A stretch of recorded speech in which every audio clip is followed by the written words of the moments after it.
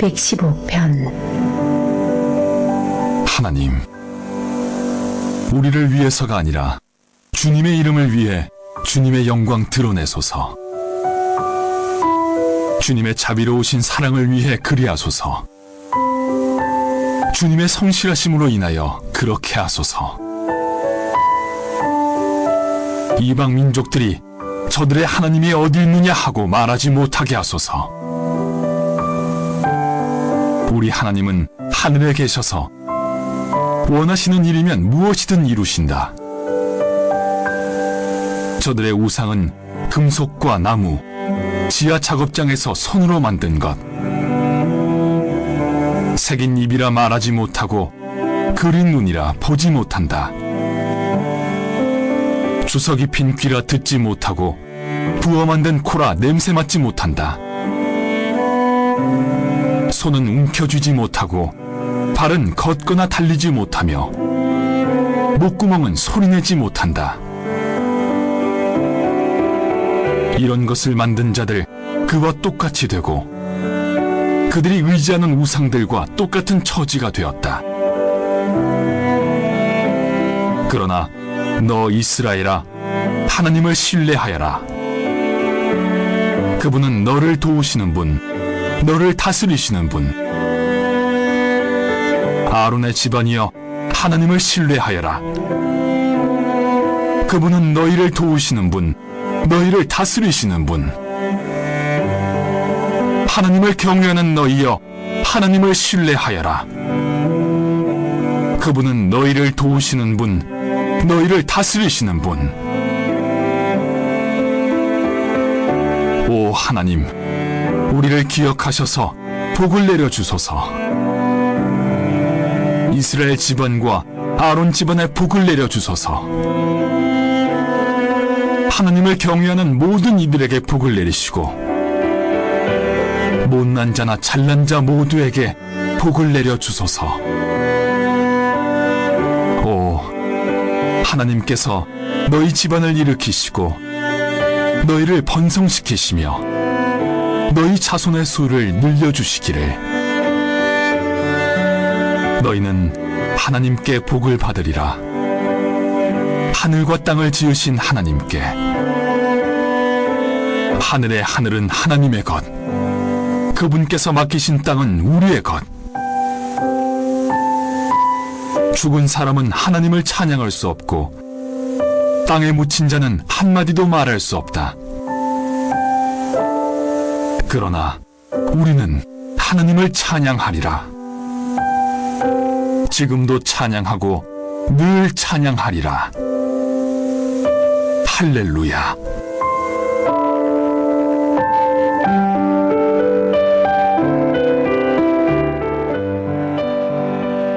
(1절입니다) 115편의 시작은 매우 독특합니다.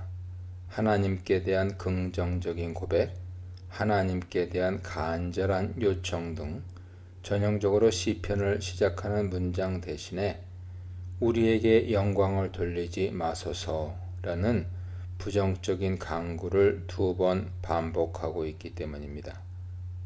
영광은 오직 인자하시고 진실하신 성품을 지니신 여호와 하나님께만 돌려져야 한다는 이유에서죠.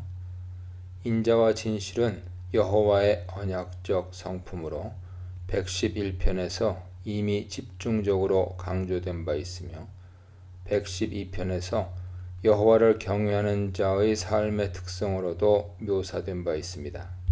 113편은 그 여호와 하나님 앞에 겸손해야 함을 제시했고 114편은 이스라엘의 구속주 하나님이 곧 온 우주의 창조주이심을 설명했습니다. 이제 115편은 이러한 언약의 하나님을 창조주 하나님과 어떻게 연결해 나갈지 주목해 살펴야 합니다.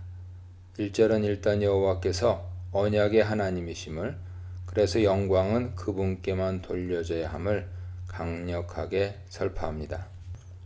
2절로 8절입니다. 2절부터는 새로운 주제가 등장합니다. 바로 열방이 믿고 의지하는 우상이죠.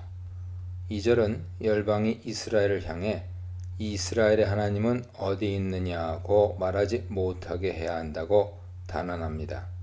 그 이유는 3절에 설명되어 있는데 하나님은 어느 한 장소에만 계시는 것이 아니라 하늘에 계시고 그렇게 원하는 모든 것을 그 뜻대로 행하실 수 있기 때문이라는 것입니다. 하나님이 어디 있느냐는 질문 자체가 이스라엘의 하나님에게는 전혀 의미가 없는 것입니다. 구약 성경의 하늘이란 단순한 지구의 대기층을 의미하지 않고 하나님이 계시는 초월적인 장소를 상징적으로 뜻합니다.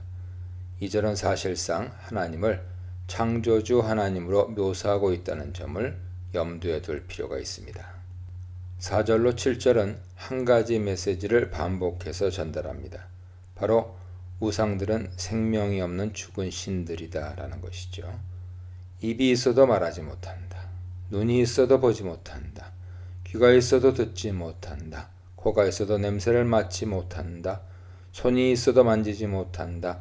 발이 있어도 걷지 못한다고 말이죠.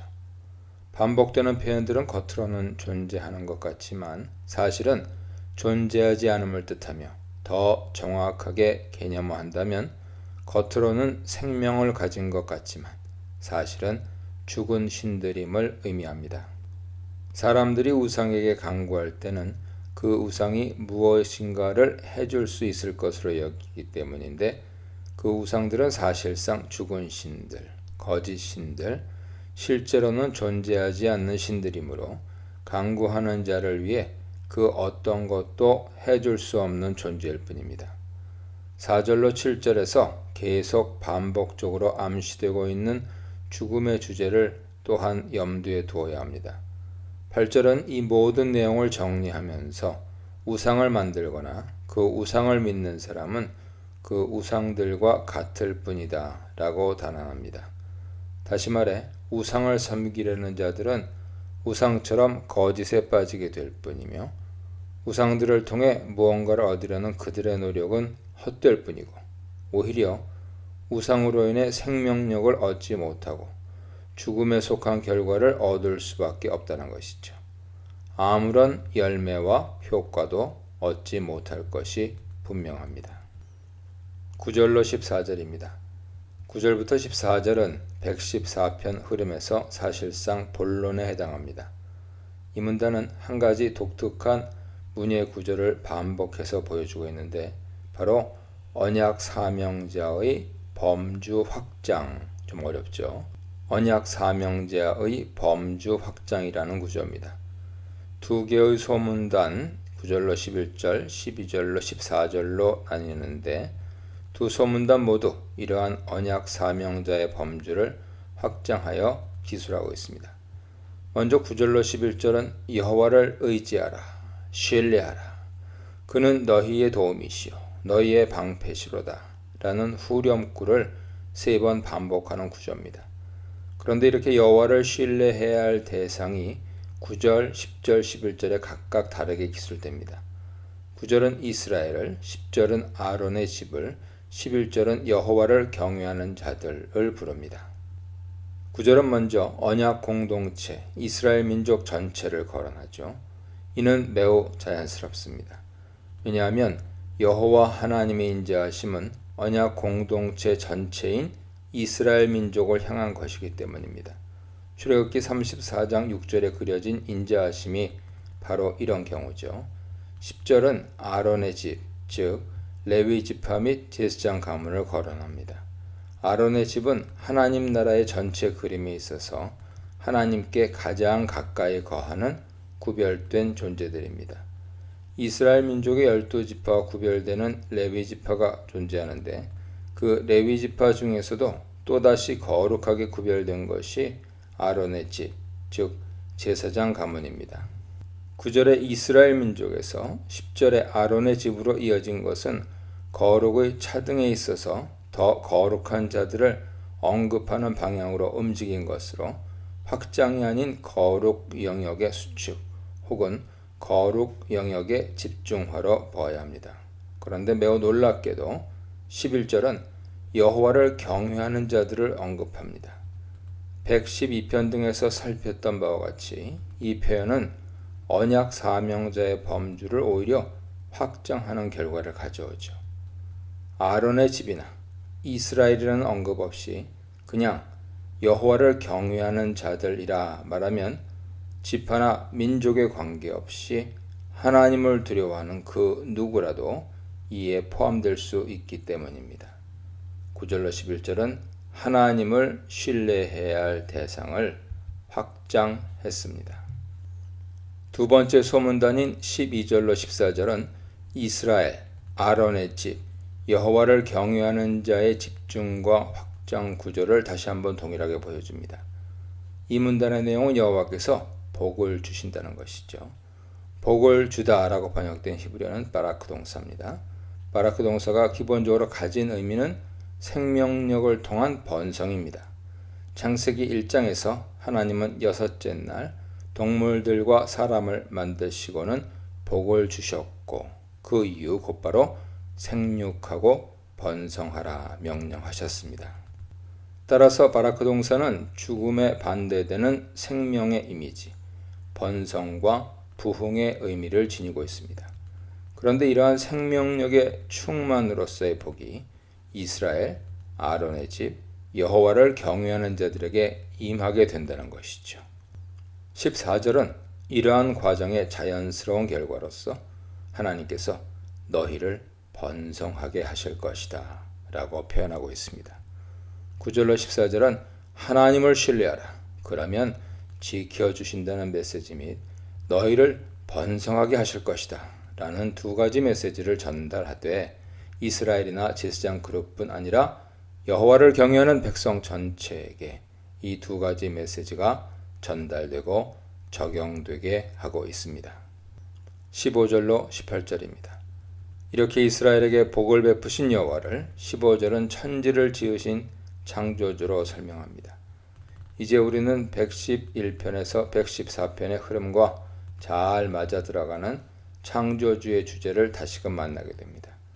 이스라엘이 확장되어 여호와를 경외하는 자로 이어지는 것처럼 이스라엘의 하나님은 피조세계 전체의 하나님이신 것이 다시 명확하게 설명되는 것입니다. 그런데 하나님이 지으신 하늘과 땅을 16절은 두 가지로 나눠 말합니다. 하늘은 하나님께 속했지만 땅은 사람에게 주셨다는 것이죠. 이 땅은 사람이 살아갈 하나님의 나라이며 주님 나라를 일구어 나갈 통치 영역입니다. 그런데 그 땅 아래에는 죽음의 세계가 있습니다. 17절이 바로 이 죽음의 메시지를 다루는데 앞서 2절로 8절이 언급했던 우상들의 생명력 없음이 연결되는 세계가 바로 17절의 죽음의 세계입니다. 17절은 죽음에 대해서 말하되 죽음의 세계에서는 여호와를 찬송할 수 없다고 선언합니다. 이러한 17절의 메시지는 115편의 독자들에게 매우 명확한 메시지를 전달합니다. 생명을 창조할 수 없는 이방의 우상을 섬기지 말아야 하며 생명으로 복주시는 하나님 여호와를 섬겨야 하는데 그렇게 여호와를 섬기는 방법이 바로 여호와를 경외하는 신앙이라는 점이죠. 찬양을 받으실 한 분 하나님, 경배가 아니라 누림의 대상인 피조물, 숭배의 대상과 운명을 같이 하는 인간에 대해 묵상해 보시기 바랍니다.